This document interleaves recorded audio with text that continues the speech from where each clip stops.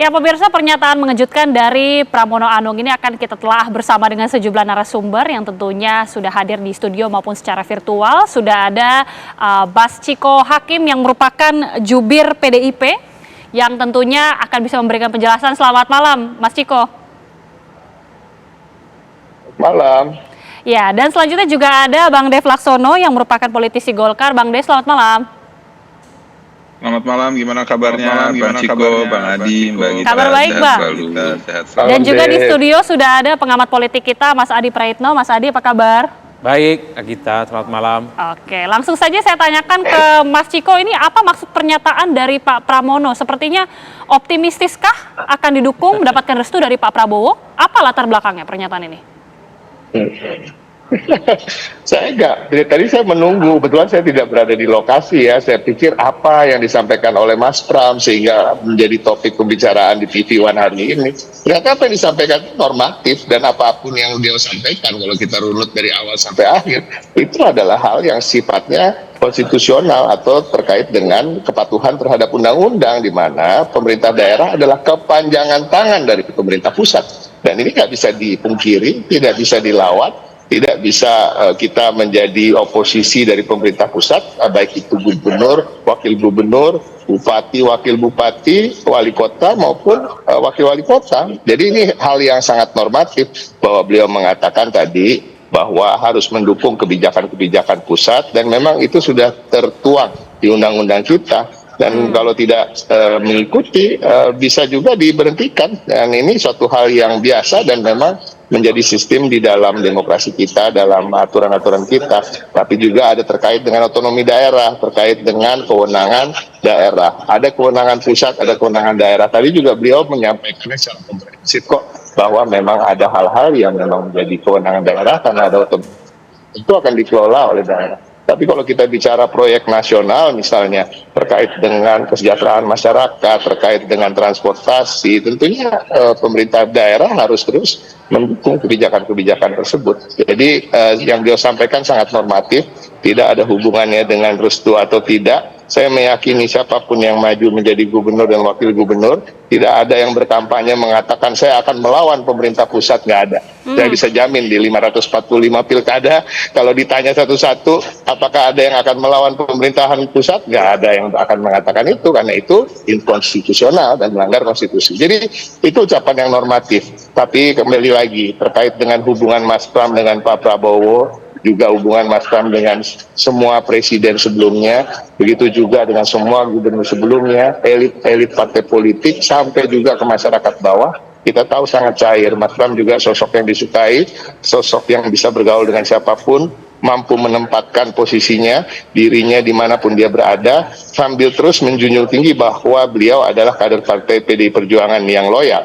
Nah, ini yang sangat sulit untuk dimiliki oleh banyak pihak, sehingga kadang-kadang menimbulkan hal-hal yang dianggap kontroversial, padahal memang Mas Pram itu salah satu tugasnya juga dari Ibu Megawati Soekarno Putri adalah sebagai komunikator untuk bisa menjadi penghubung dari partai dengan tokoh-tokoh elit lain. Mas Chiko, karena banyak juga yang beranggapan bahwa ini merupakan strategi langsung dari Pak Pramono untuk bisa mendapatkan restu dari Pak Prabowo. Apalagi tadi dinyatakan oleh Pak Pramono bahwa komunikasinya baik sekali dengan Pak Prabowo. Apalagi tadi Mas Chiko sempat mengatakan bahwa Pak Pramono ini adalah juru komunikasi dari Bu Mega langsung.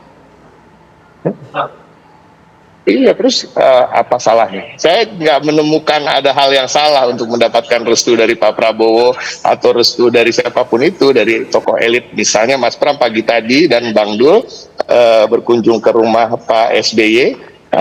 Apakah itu juga bagian dari mendapatkan restu? Tapi ternyata memang tidak, karena pembicaraannya adalah terkait dengan bagaimana menanyakan kabar dan sowan antara tokoh-tokoh muda untuk bertemu yang tokoh yang lebih tua, ya kan, menyampaikan bahwa akan maju di pilkada ini, semoga diberikan restu dalam tanda kutip ya. Restu ini kan tidak harus selalu diterjemahkan sebagai dukungan, karena tentu partai-partai politik seperti Gerindra, partai Pak Prabowo, partai Demokrat sudah berada di barisan pendukung Kang Emil.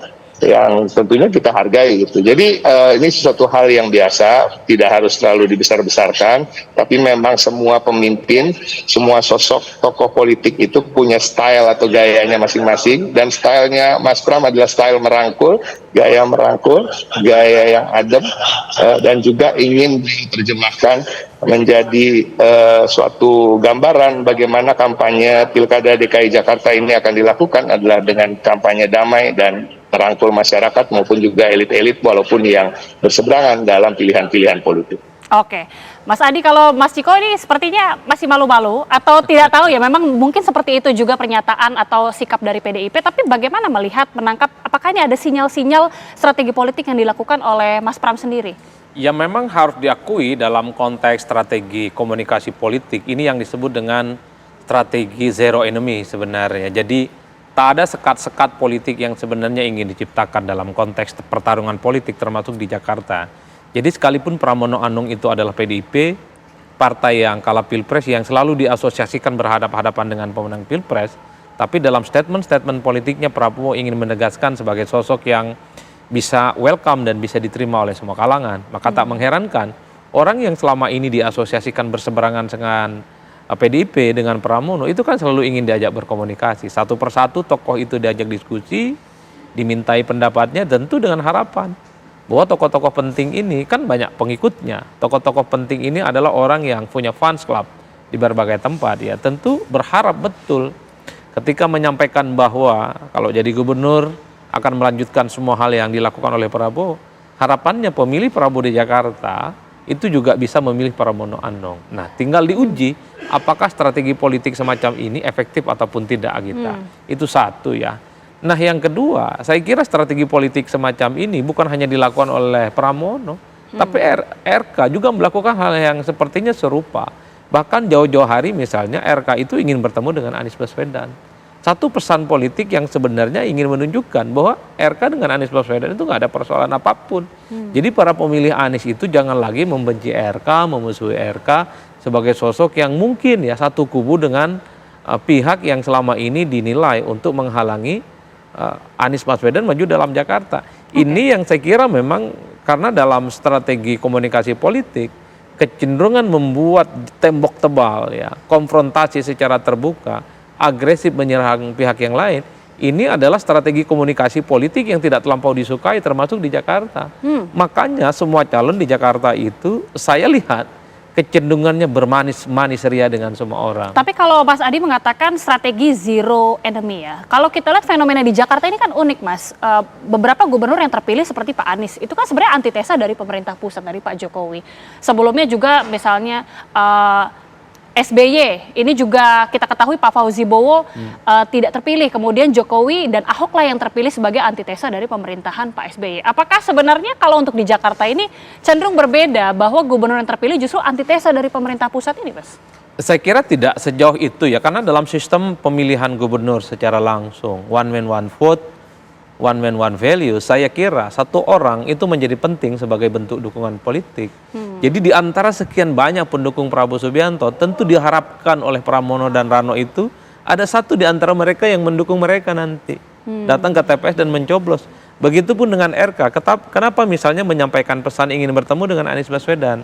Tentu ada harapannya di antara sekian banyak pendukung Anies Baswedan, satu di antara pendukung Anies itu ke TPS dan memilih Ridwan Kamil. Karena secara simbol politik RK menegaskan tak ada jarak apapun yang kemudian bisa diciptakan dalam konteks Pilkada Jakarta dengan Anies Baswedan.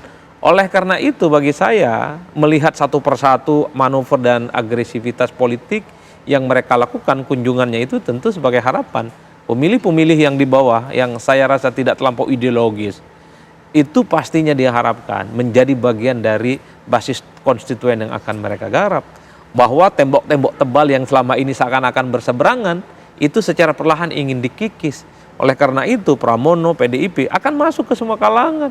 Bukan hanya kepada Prabowo, ke Jokowi juga akan dilakukan kan oleh Pram. Katanya setelah tak lagi jadi presiden akan berkunjung. Ini kan adalah bagian dari marketing politik. Pesannya sederhana. Hai pemilih Jokowi, Pram itu nggak ada persoalan dengan Pak Jokowi.